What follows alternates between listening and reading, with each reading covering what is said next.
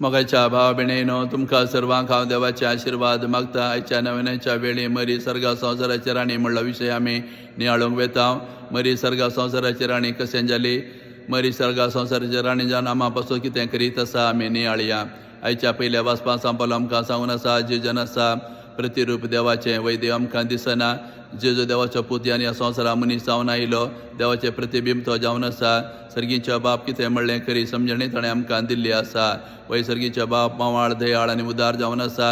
हे सगळी समजणी जेजून ह्या संवसारांत येवन उतरां करण्यानी आमकां दिल्ली आसा. वय सर्गींच्या बापान हो सगळो संवसार आपल्या पुता मार्फत रचला.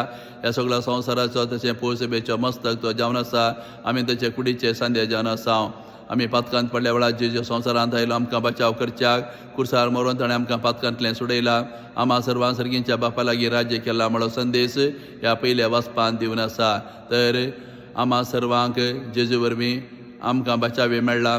जेजू वरवीं आमी सर्गींच्या बापा लागीं राज्य जाल्ली हांव आनी जेजू वरवींच आमकां सर्गींच्या बापाची खरी वळख फावो जाला म्हणलो संदेश हें वाचप आज आमकां दिवन आसा. तशें आयच्या वांजेलांत आमी पळयलें शास्त्रांनी पारे जेजू लागीं विचारतात तुजे सीस उपास करिनात कित्याक. ह्या वेळार जेजू तांकां उपासाची खरी समजणी दिता. वय होरेत आपणा सांगाता आसतना होवळ्यांनी कशें उपास करचें. परन्या लुकट्याक नव्या लुकट्याचो कपो मारिनात. तशें केल्यार आनीक फाळो होड जाता. तशेंच नवो वायन परन्या चिलांनी भरिनात. भरल्यार चिलां फुटून वायन उबाड जाता. नवो वायन नव्या चामड्या चिलांनी भरूंक जाय. ह्या उतरा मार्फत जेजू तांकां सांगता की हांव ह्या संवसारांत आयला होरेत जावन त्या देखून म्हज्या शिश्यांनी उपास करची गरज ना. तशें हांव ह्या संवसारांत आयला नवी आनी बरी शिकवण घेवन त्या देखून तुमचे परने चिंता तुमी सोडून घेवन तुमचे मनां आनी काळजां नितळ करून जाय, उक्ती करूं जाय, विशाल करूं जाय म्हणून तांकां सांगून आसा.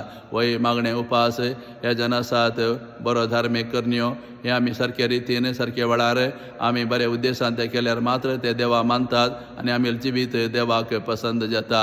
उपास आमी करच्यो देवाक लागीं जावच्याक. उपास आमी करगेन आमी सेवेचे आनी त्यागाचे व्यक्ती आमी जावंक जाय. अशें केल्यार मात्र आमचो उपास देवाक मानता. अशें उपासा वरवीं आमचें जिवीत आमी शिस्तेचें आमी करचें, देवा लागीं जावचें, सेवेचे व्यक्ती आमी जावचे, उदार मनाचे जावचे. अशें केल्या वेळार आमचो उपास देवाक मानता. असली समजणी जेजू ह्या वांजेलांत आमकां दिवन आसा. तशेंच आयच्या नव्यान्याचो विशय आमी नियाळून आसा मरी सर्गा संवसाराची राणी. वय मरी एके देवर्तें बाग ह्या संवसारांत फावो जालें.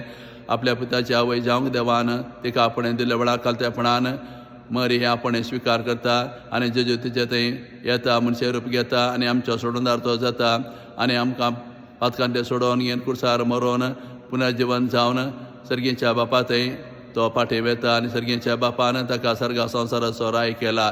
तर जेजू सर्गा संवसाराचो राय जावन आसतना तिका जल्म दिली आवय सर्गा संवसाराची राणी जावचें सहज जावन आसा.